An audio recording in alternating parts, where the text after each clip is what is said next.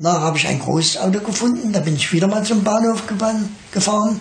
Und als wir ankamen auf dem Bahnhof, da stand in Flammen, alles brannte schon. Die Deutschen hatten den Bahnhof schon vernichtet. Da haben wir wieder mal alles verloren. Ой, цветет калина, поле ручья, парня молодого полюбила я, парня полюбила на свою. Sie sind dann nach Warschau gekommen, wie ist es Ihnen dort ergangen? Als wir in Warschau angekommen waren, da waren wir schon auf dem Bahnhof, hat uns getroffen das Rote Kreuz, andere jüdische verschiedene solche Organisationen, die haben uns da etwas zu essen gegeben. Und dann kamen wir ungefähr 25 Kilometer weit weg von Warschau. Da war das war kein Dorf, das war so ein Kurort, da haben früher die reichen Leute in solchen Villen in den Urlaub gemacht.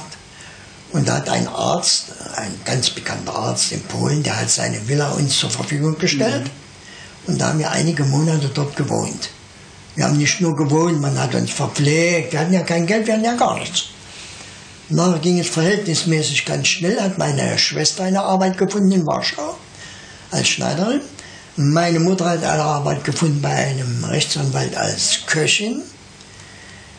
Ich habe eine Arbeit gefunden als Schneidergeselle.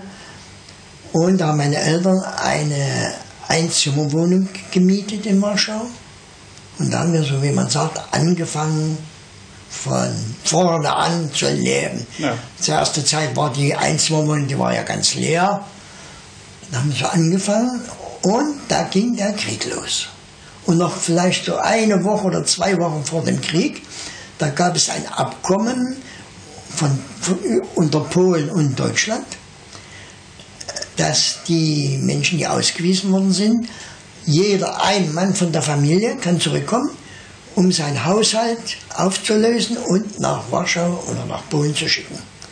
Das haben wir nicht gemacht. Wir haben eine Vollmacht geschickt hier nach Dresden. Eine Bekannte von uns hat die Wohnung aufgelöst, hat alles eingepackt und hat es geschickt nach Polen. Und der Krieg hat schon angefangen. Die Deutschen hatten schon 2-mal Warschau mit Flugzeugen bombardiert. Und da bekamen wir eine Bescheinigung, dass alle Möbel und das Alter ist angekommen in Warschau auf dem Güterbahnhof. Wir könnten es abholen. Dann habe ich erst ein kleines Auto gefunden, da bin ich hingefahren auf den Güterbahnhof, habe mir das angeguckt und da habe ich, das kann ich mich noch erinnern, unser Doppelbett von meinen Eltern mitgenommen, noch einen Schrank und irgendwelche so Küchen, Töpfe, Löffel und so weiter. Mehr konnte ich nicht nehmen, da brauchte man ein großes Auto. Da habe ich gedacht, fahre ich nochmal hin. Das habe ich zu Hause gebracht. Nachher habe ich ein großes Auto gefunden, da bin ich wieder mal zum Bahnhof gefahren. Und als wir ankamen auf dem Bahnhof, da stand in Flammen, alles brannte schon. Die Deutschen hatten den Bahnhof schon vernichtet. Da haben wir wieder mal alles verloren. Da kam ich wieder zurück, da müssten wir da weiter. Und das ging ganz schnell, da kamen die Deutschen nach Warschau. Die haben Warschau eingenommen. Und in unserem Nebenhaus, oder im zweiten Haus, genau, weiß nicht mehr, da war ein Stab von einer Division oder Regiment, ich weiß es nicht. Und die Soldaten herumgegangen, die haben gesucht, wer kann Deutsch und Polnisch. Und Polnisch konnte ich noch verhältnismäßig schlecht. Da habe ich gesagt, die waren bei meinen Eltern, da habe ich kann Deutsch und Polnisch. Die haben sich überhaupt nicht interessiert, woher ich das könnte. Und dann gut, da kommst du zu uns in den Stab, wirst du bei uns arbeiten als Dolmetscher. Da habe ich gesagt, was soll ich da machen als Dolmetscher? Da fahren wir mal mit in die Stadt, du weißt ja vielleicht, wo irgendein Geschäft gewesen ist, oder eine Fabrik von Lebensmitteln, von Wein, von Schokolade oder sowas. Da habe ich gesagt, ja, das weiß ich. Fahren wir mal hin. Und da bin ich mit so einem Sanitätsauto, 3 Soldaten, sind wir hingefahren. Das war die Firma Wedel, kann ich mich gut erinnern. Die war kaputt, das Haus war ganz kaputt. Aber in den Keller haben wir dann noch sehr viel gefunden. Schokolade, Pralinen, Kekse. Und die haben sie alle mitgenommen. Und ich auch. Und das war meine ganze Arbeit, sowas. Und da habe ich ungefähr 2 Wochen bei denen da gearbeitet. Die wussten schon, dass meine Eltern Deutsche sind. Die haben uns anerkannt als Volksdeutsche. Meine Mutter hat gewaschen für die Offiziere. Mein Vater hat mal etwas geschneidert und da bekam mir mal Lebensmittel. Und so ungefähr 3 Wochen, 2 Wochen, weiß ich nicht genau. Da kam ich wieder mal in den Stab und da steht ein Posten vor der Tür. Auch ein junger Soldat, das waren jetzt so Frontsoldaten noch. Na, komm mal her. Und dann hat er gesagt zu mir, bist du mal in Dresden gewesen? Und ich dachte, wo ist denn das? Keine Ahnung. Da haben wir gesagt, das ist eine Stadt bei uns in Deutschland. Und ich dachte, nee, niemals.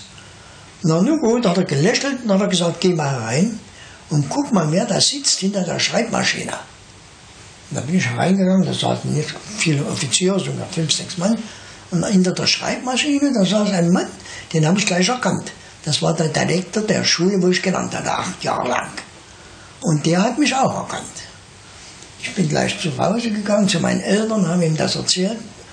Meine Eltern haben gesagt, wir sind alt, krank, wir können von hier nicht fortkommen, aber du musst sofort von hier fort. Wenn später mal die Gestapo kommt, dann werden sie nicht mal fragen, warum habt ihr gesagt, ihr seid Volksdeutsche, wenn ihr Juden seid und so weiter und so weiter. Und ich hatte dort noch 2 Freunde, einen aus Berlin, einen aus Leipzig, das waren Juden. Der eine war aus Berlin, der war 10 Jahre älter, aus Leipzig 5 Jahre. Da habe ich mit ihm gesprochen und wir haben beschlossen, wir gehen fort auf die andere Seite Polen, wo schon die Rote Armee war.